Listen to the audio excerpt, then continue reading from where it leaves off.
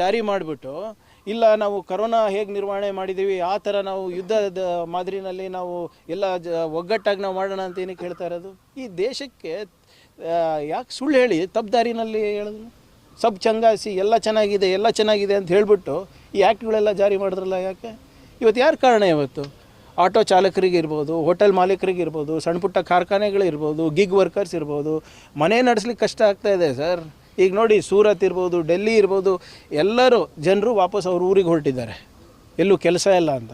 ಗುಜರಾತ್ನ ಮೋರ್ಬಿನಲ್ಲಿ ಫ್ಯಾಕ್ಟ್ರಿಗಳು ನಿಂತೋಗ್ಬಿಟ್ಟಿದೆ ಇವತ್ತು. Tiles factory ಇರ್ಬೋದು, ಬೇರೆ ಬೇರೆ ಫ್ಯಾಕ್ಟ್ರಿಗಳಿರ್ಬೋದು. ಪೀಣ್ಯ ಹೋಗಿ, ಗುಜರಾತ್ ಬಿಟ್ಬಿಡಿ, ಪೀಣ್ಯನಲ್ಲಿ ಹೋಗಿ ನೋಡ್ಕೊಂಡು ಬನ್ನಿ ಏನಂತ ಇದ್ದಾರೆ ಅಂತ. ಇದಕ್ಕೆ ಕಾರಣ ಯಾರು? ರಾಜ್ಯ ಸರ್ಕಾರನಾ? ಕೇಂದ್ರ ಸರ್ಕಾರದ ಏನೂ ಜವಾಬ್ದಾರಿನೇ ಇಲ್ವಾ ಸರ್? ಇನ್ನೊಂದು ಇಂಪಾರ್ಟೆಂಟ್ ಸರ್, ಈ VBG ರಾಮ್ಜಿನ ಇನ್ನೂ ಅನುಷ್ಠಾನಕ್ಕೆ ತಂದಿಲ್ಲ, ಎಲ್ಲ ಗುಳೆ.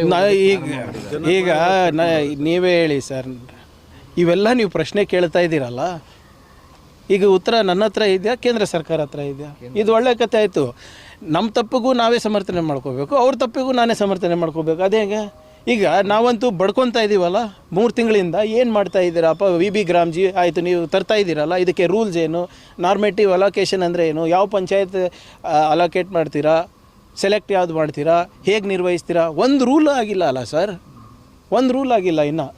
ಹಾಗಾದರೆ ಈ ವರ್ಷ ಕೆಲಸ ಯಾರಿಗೆ ಗೊತ್ತು? ನಾವು ಕೇಳ್ತಾನೆ ಇದ್ದೀವಲ್ಲ. ಈಗ ಏಪ್ರಿಲ್ ತನಕ ನಾವು ಎಕ್ಸ್ಟೆಂಡ್ ಮಾಡಿದ್ದೀವಿ ಅಂತ ಹೇಳ್ತಾರೆ. ಈಗ ಏಪ್ರಿಲ್ ಅರ್ಧ ಮುಗ್ದೋಗಿದೆ ಆಲ್ಮೋಸ್ಟ್.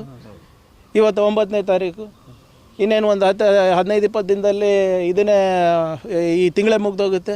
ಒಂದು ರೂಲನ್ನು ಹೇಳಬೇಕಲ್ಲ ರಾಜ್ಯಕ್ಕೆ, ಗಳಿಗೆ ಸಂದೇಶ ಕೊಡಬೇಕಲ್ಲ. ನಾವು ಹಿಂಗೆ ಮಾಡ್ತಾಯಿದ್ದೀವಿ, ಈ ಕಾನೂನು ಅಡಿನಲ್ಲಿ ಮಾಡ್ತಾಯಿದ್ದೀವಿ, ಹೀಗೆ ಪೇಮೆಂಟ್ ಹೋಗುತ್ತೆ, ಹೀಗೆ ಪಂಚಾಯತಿಗೆ ದುಡ್ಡು ಬರುತ್ತೆ, ಇಂಥ ಕಾಮಗಾರಿಗಳು ತೊಗೋಬೋದು. ಬರೀ ಒಂದು ಬಿಲ್ ಮಾಡಿಬಿಟ್ಟು ರಾಮನ ಹೆಸರಲ್ಲಿ ನಾವು ರಾಮರಾಜ್ಯ ತರ್ತಾಯಿದ್ದೀವಿ ಅಂದ ತಕ್ಷಣ ಮುಗೀತಾ? ಎಲ್ಲಿ ಜನರಿಗೆ ಏನು ಕ್ಲಾರಿಟಿ ಇದೆ ಹೇಳಿ? ಜನರಿಗೆ ಕ್ಲಾರಿಟಿ ಇಲ್ಲ. ಅದೇ ಅಲ್ಲಿ ಕೇಂದ್ರ ಸರ್ಕಾರದ ಅಧಿಕಾರಿಗಳಿಗೆ ಕ್ಲಾರಿಟಿ ಇಲ್ಲ, ಕೇಂದ್ರದ ಮಂತ್ರಿಗಳಿಗೂ ಕ್ಲಾರಿಟಿ ಇಲ್ಲ ಇದ್ರ ಬಗ್ಗೆ. ಜನರಿಗೆ ಬಿಟ್ಬಿಡಿ. ಬೇಸಿಗೆ ಬರ್ತಾ ಇದೆ ಸರ್, ಕುಡಿಯೋ ನೀರಿನ ಸಮಸ್ಯೆಗಳು ಇವಾಗ ಒಂದು ಮೀಟಿಂಗ್ ಇದೆ. ಈಗಾಗಲೇ ನಾವು ಭಾಳ ಸ್ಪಷ್ಟವಾಗಿ ಸ್ಟ್ಯಾಂಡರ್ಡ್ ಆಪ್ರೇಟಿಂಗ್ ಪ್ರೊಸೀಜರ್ಸನ್ನು ನಾವು ಕೊಟ್ಟಿದ್ದೇವೆ. ಎಲ್ಲಿ ಮೊದಲನೇದಾಗಿ ಆದ್ಯತೆ ಇರೋದು ಡೀಪ್ನಿಂಗು, ಫ್ಲಶಿಂಗ್ ಮಾಡಬೇಕು ಅಂತ ಬೋರ್ವೆಲ್ಸ್ದು. ಅದಾದಮೇಲೆ ಪ್ರೈವೇಟ್ ಬೋರ್ವೆಲ್ ಕೂಡ ಹೈರ್ ಮಾಡಲಿಕ್ಕೆ ಅವಕಾಶ ಕೊಟ್ಟಿದ್ದೀವಿ. ಮತ್ತು ಟ್ಯಾಂಕರ್ಸ್ ಏನೋ ಅಳವಡಿಸೋಕ್ಕೆ ಅವ್ರಿಗೆ ಕೂಡ ಹೈರಿಂಗ್ ರೆಂಟಲ್ ತೊಗೊಳಕ್ಕೆ ಕೂಡ ಅವಕಾಶ ಮಾಡಿಕೊಟ್ಟಿದ್ದೀವಿ. ಅನಿವಾರ್ಯ ಪರಿಸ್ಥಿತಿನಲ್ಲಿ ಬೋರ್ವೆಲ್ ಡ್ರಿಲ್ ಮಾಡಬೇಕಾದ್ರೆ ಮಾಡ್ಬೋದು. ಟಾಸ್ಕ್ ಫೋರ್ಸ್ಗಳ ರಚನೆ ಆಗಿದೆ, ಅದಕ್ಕೆ ಶಾಸಕರೇ ಅದಕ್ಕೆ ಉಸ್ತುವಾರಿ ಇರ್ತಾರೆ.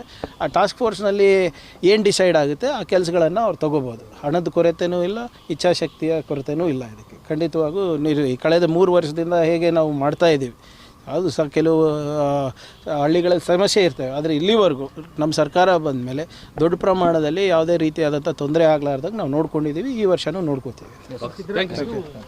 ಪರಮೇಶ್ವರ್ ಅವರು ಸಿದ್ದರಾಮಯ್ಯನವರೇ ಮುಂದಿನ 2 ವರ್ಷ ಮುಂದುವರಿತಾರೆ ನೋಡಿ. ಮತ್ತೆ ಈಗ 9ನೇ ತಾರೀಕು ತನಕನೂ ಕಾದಿಲ್ಲ ಅಲ್ರಿ ನೀವು. ನಮ್ಮ ಮಾಧ್ಯಮ ಸ್ನೇಹಿತರು ಹೆಂಗಿದ್ದೀರಾ ಅಂದರೆ, ನೀವು ಕೇಳಿರ್ತೀರ, ಸಾಹೇಬ್ರು ಹೇಳಿರ್ತಾರೆ ನೋಡಿ.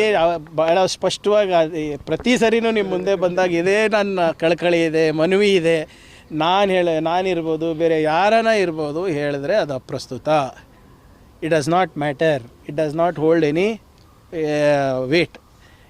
CM ಅವರು, DCM ಅವರು, ಖರ್ಗೆ ಸಾಹೇಬರು, ರಾಹುಲ್ ಗಾಂಧಿ ಅವರು, ಇವರೆಲ್ಲ ಏನು ಡಿಸೈಡ್ ಮಾಡ್ತಾರೆ ಅದೇ ಫೈನಲ್. ಇದು ಸಂಪುಟ ಪುನರ್ರಚನೆ ಎದುರಾಗುತ್ತಾ? 4 ಜನ ಏನು ಹೇಳಿದ್ರೆ ಅವರೇ ಫೈನಲ್.